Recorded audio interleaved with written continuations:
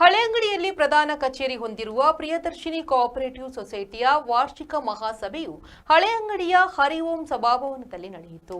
ಮಹಾಸಭೆಯಲ್ಲಿ ಸದಸ್ಯರಿಗೆ ಶೇಕಡಾ 9.5 ಡಿವಿಡೆಂಡ್ ಘೋಷಿಸಲಾಗಿದ್ದು, ಸಂಸ್ಥೆಯ ಆರ್ಥಿಕ ಪ್ರಗತಿಯ ವಿವರಗಳನ್ನು ಮಂಡಿಸಲಾಯಿತು.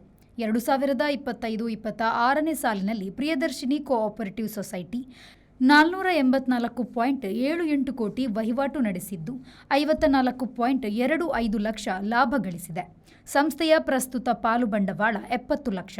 ಸದಸ್ಯರ ಸಂಖ್ಯೆ 3184. ಒಟ್ಟು 44.93 ಕೋಟಿ ಠೇವಣಿಯನ್ನ ಹೊಂದಿದ್ದು 37 ಕೋಟಿ ಸಾಲವನ್ನು ವಿತರಿಸಲಾಗಿದೆ.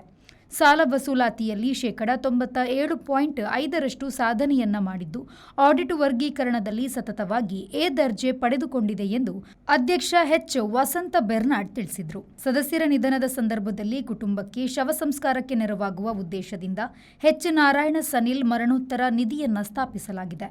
ಈ ನಿಧಿಯ ಮೂಲಕ ಪ್ರತಿ ಮರಣದ ಸಂದರ್ಭದಲ್ಲಿ 10,000 ನೆರವು ನೀಡಲಾಗುವುದು ಎಂದು ಅಧ್ಯಕ್ಷರು ಘೋಷಿಸಿದರು. ನಮ್ಮ ಸೊಸೈಟಿಯಿಂದ 5ನೇ ವರ್ಷದ ವಾರ್ಷಿಕ ಮಹಾಸಭೆಯನ್ನು ನಡೆಸ್ತಾ ಇದೆ. 5 ವರ್ಷಗಳಿಂದ ಸದಸ್ಯರ ಗ್ರಾಹಕರ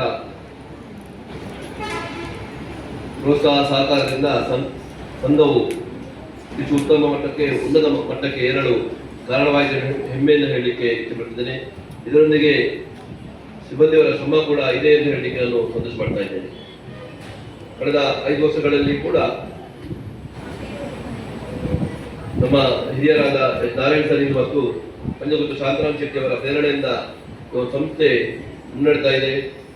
ಮಾಜಿ ಸಚಿವರು ನನ್ನ ಮಾರ್ಗದರ್ಶನರಾದ ಸಿ ಕೆ ಅಭಯಚಂದ್ರ ಜೈನ್ ಅವರ ಮಾರ್ಗದರ್ಶನ, ನನ್ನ ಆತ್ಮೀಯರು ಈ ಭಾಗದ ನಾಯಕರಾದ ಶ್ರೀ ಮಿಥುನ್ ರೈ ಅವರ ಸಹಕಾರದಿಂದ ಈ ಸಂಸ್ಥೆ 5 ವರ್ಷಗಳಲ್ಲಿ ಉತ್ತಮ ಸ್ಥಾನಕ್ಕೆ ಹೋಗಿದೆ ಎಂದು ಹೇಳಲಿಕ್ಕೆ ಇಷ್ಟಪಡ್ತಾ ಇದ್ದೇನೆ. ಕಳೆದ ವರ್ಷದಲ್ಲಿ 25-26 ಸಾಲಿನಲ್ಲಿ ಸೊಸೈಟಿಯು 54 ಲಕ್ಷ ಲಾಭ ಗಳಿಸಿ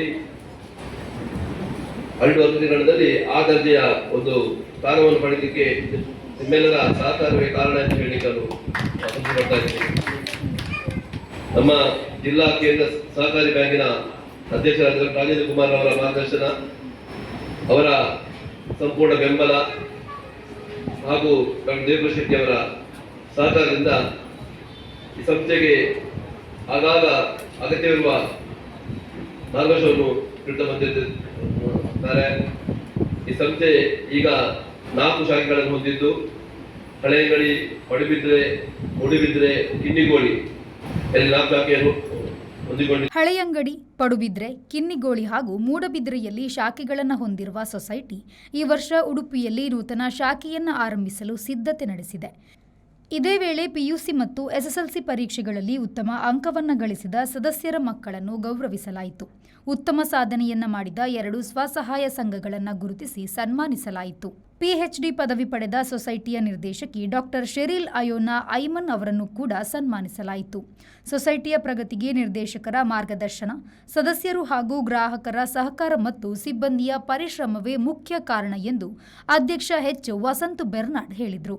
ಮಹಾಸಭೆಯಲ್ಲಿ ಸೊಸೈಟಿಯ ಉಪಾಧ್ಯಕ್ಷರಾದ ವಿಜಯ್ ಕುಮಾರ್ ಸನಿಲ್ ಸೇರಿದಂತೆ ನಿರ್ದೇಶಕರು, ಸಿಬ್ಬಂದಿ ಹಾಗೂ ಸದಸ್ಯರು ಉಪಸ್ಥಿತರಿದ್ದರು. ರವಿರಾಜ್, ವಿ4 ನ್ಯೂಸ್, ಪಡುಬಿದ್ರಿ.